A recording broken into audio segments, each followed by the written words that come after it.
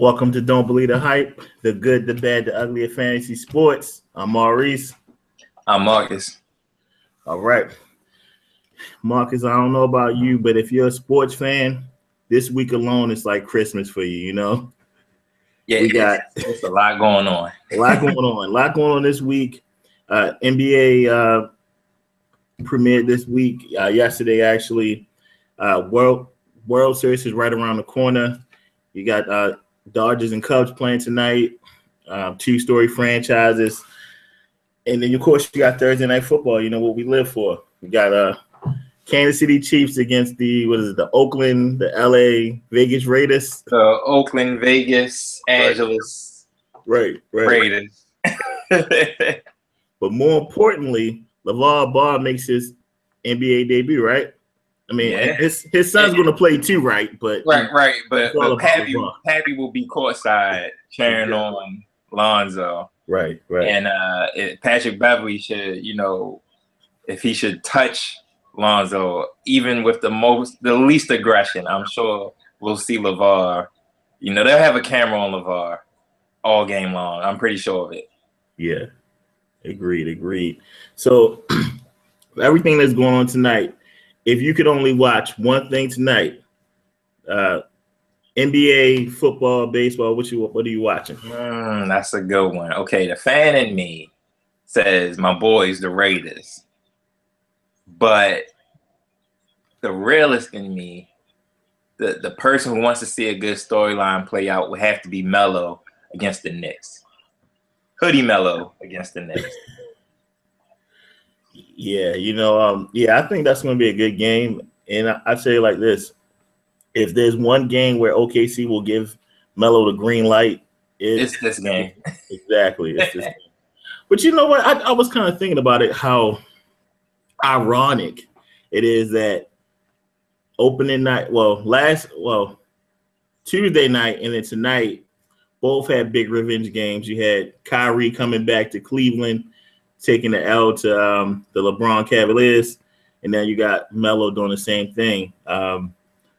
Except he's with OKC. So I'm definitely interested in seeing that game tonight.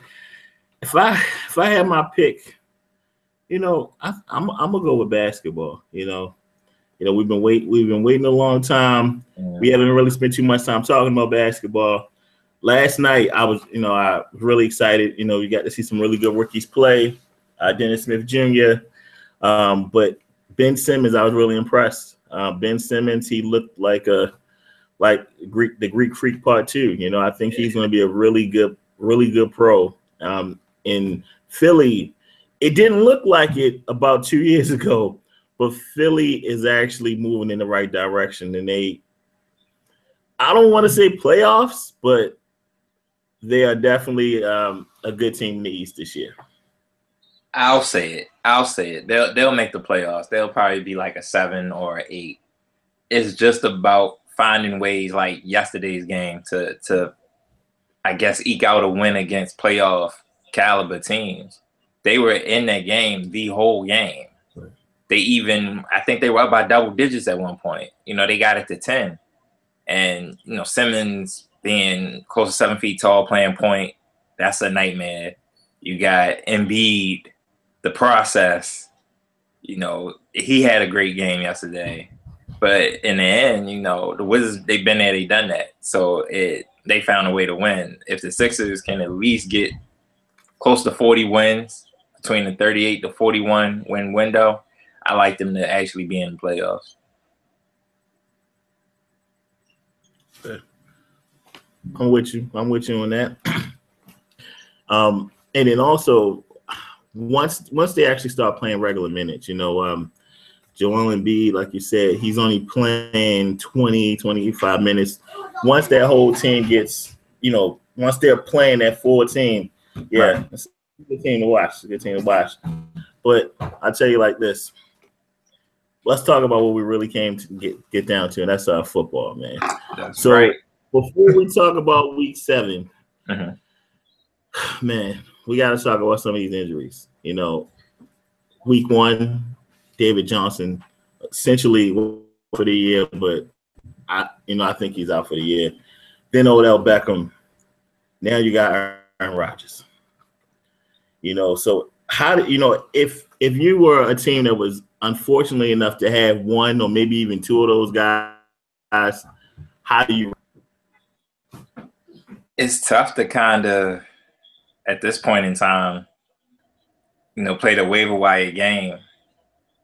If I know one of my teams have Devontae Adams, so I'm sure his production will probably drop off. Even though Jordy is the high target, heavy volume guy, and Devontae Adams is like the red zone threat.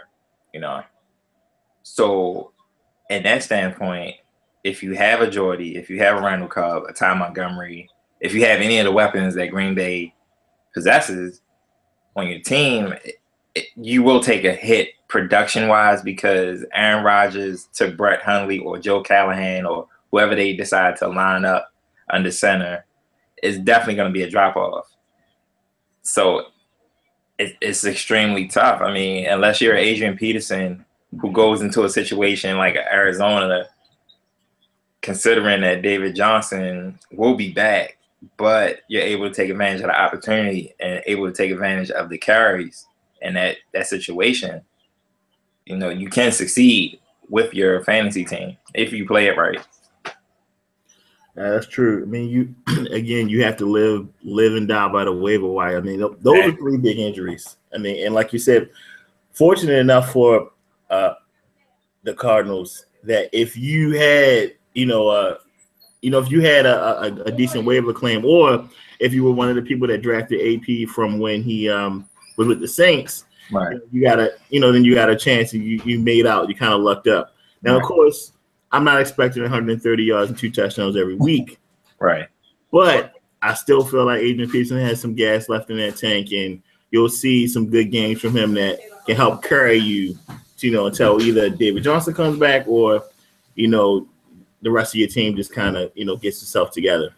Yeah, I mean, it's amazing what a run game did for Arizona last week. They had 0 run game after the David Johnson injury. They tried Ellington, they tried Kerwin Williams, they tried Chris Johnson, and nobody could run the ball. And here comes Adrian Peterson, and he has 2 touchdowns and 130 yards, just like that. And it made everybody on that team look better. It made Carson Palmer look better. It made their O-line look better. It made Fitz look better. They all had good games, so.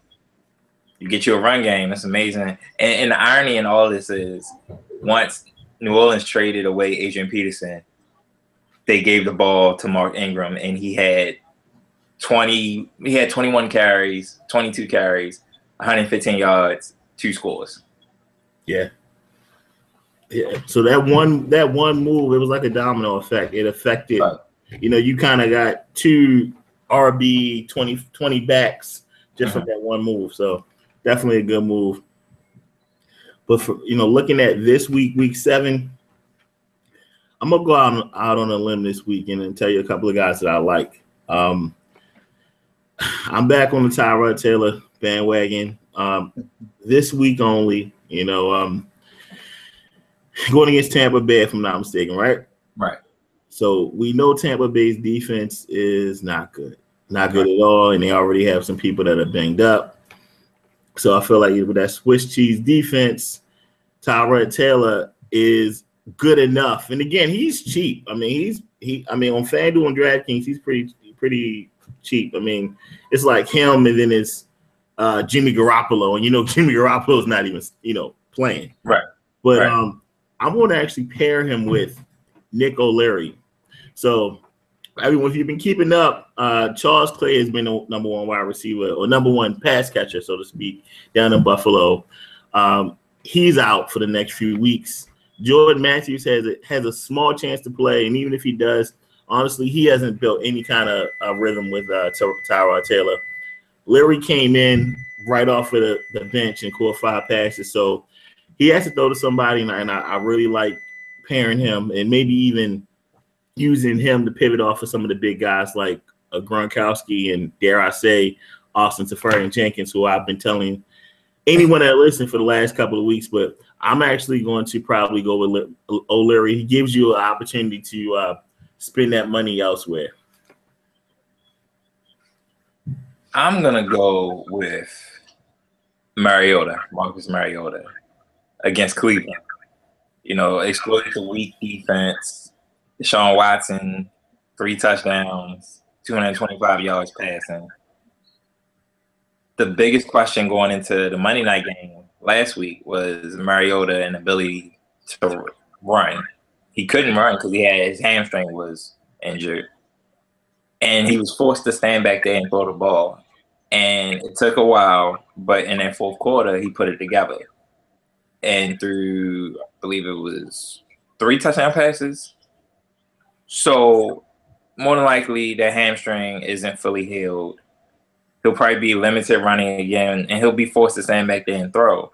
And that's what you want when you try to determine which quarterback you're going to start. You just want one who's going to throw the ball all around the field. Now, given the fact that DeMarco Murray may not, it's iffy right now if he'll play. Right. They may heavily rely on Derrick Henry, who's up to it. So if you're in the need of a running back, you also go Derrick Henry as well. But from the standpoint of quarterback play, I do like Mariota in that spot. As long as the O-line can keep him upright and force him, well, not force him, but keep him upright and not have him, you know, in situations where he's got to get rid of the ball, he's got to run, he's got to slide, you know, to avoid contact. If he can stand back there and pick that secondary apart, I like Mariota this week. I can see that. And if we're going to look at some of the wide receivers, I'm looking at some target monsters personally. Last week, Monday Night Football, you saw Demaryius Thomas erupt.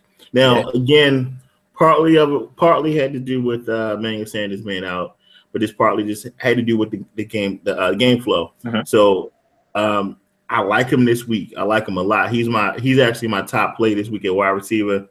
And again, I'm targeting the wide receivers that get a lot of targets, but also the receiver on the opposite end is probably not playing. So Thomas, Adam Thielen, if Diggs doesn't play, definitely, even against a tough Ravens secondary. And then, of course, Jarvis Landry. And honestly, it doesn't matter if Jay Cutler's throwing the ball, Matt Moore's throwing the ball, or Dan Marino's throwing the ball. Uh-huh. He's going to catch 8. You know, he has the opportunity to catch 8 or 9 balls. And in a PPR format, those 3 guys could really be the difference between you finishing, you know, in the middle of the pack, and finishing in the top 5. So I like those guys. And then I'm going with a sneaky defense this week.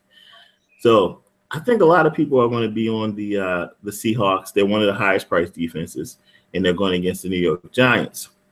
I'm actually going to reverse that. I'm going to pick the Giants as my top defense, partly because Seattle they don't have offensive line. We know that, right? But then also the Giants defense, like Giants has playmakers on every level of the ball. They just haven't been able to put it together. You saw Monday night when they played against Denver that, okay, this is what the defense can do. And then they're going against a team that doesn't have a good offensive line, and you have JPP, and you have Olivia Ryan, and just some of the other guys that they have. And then even with that secondary that can help neutralize a Doug Baldwin and some of the Paul Richardson and the guys that they have. So I'm going with the Giants. I think they can get double-figure points easily. And again, those kind of picks allow you to have a little more money to play around with at running back potentially. Right. It's amazing what the Giants defense was able to do to the Denver offense, considering all the issues they were having surrounding Dominique Rodgers-Cromartie. And I was under the impression that, I mean, the way that they stuck up for DRC and not sticking up for the coach, I was like, I wouldn't be surprised if they go to Denver and they just lay down and let Trevor Siemian and Demaryius and Emmanuel and CJ Anderson do what they want. Right. But the fact that they rebounded and they shut down Siemian, I mean, yeah, they let Demaryius Thomas get 10 for 133. But, you know, it was like that bend but don't break. Right, exactly. And they made plays on the ball, and Janoris Jenkins housed a Trevor Siemian pick for 6. So I do like that pick for you. My thing is Jacksonville's playing Indy. And, I mean, Brissett, he ain't Andrew Luck. He ain't Johnny U. He ain't Peyton. So, right. I mean, Jacksonville's aggressive in that secondary. They get sacks. Calais Campbell is a sack master. The linebacking play is incredible right now. So I like Jacksonville. I like Jacksonville defensively. My wide receivers, I like Dez against San Francisco. And I like Fitz against the Rams. Okay. I feel like that game's probably going to be high scoring. I would hope it's high scoring. My thing is adjusting to London because those two will be in London. Or that game will be in London. So it's all about both teams adjusting to playing in London and the time difference and things like that. But if they are able to, I do like Arizona and Los Angeles to be a sneaky high scoring play because the Rams defense is so, you know. That's a good point too. I mean, because you mentioned, you know, those are two good fantasy football teams where, like you said, you got to remember they're playing in London, and for some reason, the Thursday night games and also the London games, sometimes you get a lopsided performance. So if you are playing those guys, make sure that you're paying attention to see, like, okay, hey, how's practice going? You know, how, you know, if it's a worthy play. But I like those picks too. I like those picks. Definitely don't want a repeat of the Baltimore-Jacksonville game where Jacksonville was adjusted to the time difference, playing there so often, and the Ravens just couldn't get going at all. Yeah, I don't know what happened with that game. You know, there were a lot of Ravens fans that were mad about that game, and rightfully so. So hopefully the Cardinals, Adrian Peterson in particular, and Larry Fitzgerald, and then you know, Todd Gurley, you know, some of those guys are at least ready to play. Right. Also, New Orleans and Green Bay, you know, I'm not sure exactly what Green Bay Packer team will get, but I do know that the Saints are pretty good offensively. There is a slight drop off versus them playing in the dome, versus them being on the road. But New Orleans looked pretty good against Carolina on the road, and I see no change. I like most of those guys. I like Breeze. I like Ingram, Kamara, Mike Thomas, Ted Ginn. You know, the Packers defense isn't exactly, you know, setting the world on fire. Right, exactly. So, exactly. Yeah, I like Breeze to pick them apart. Right.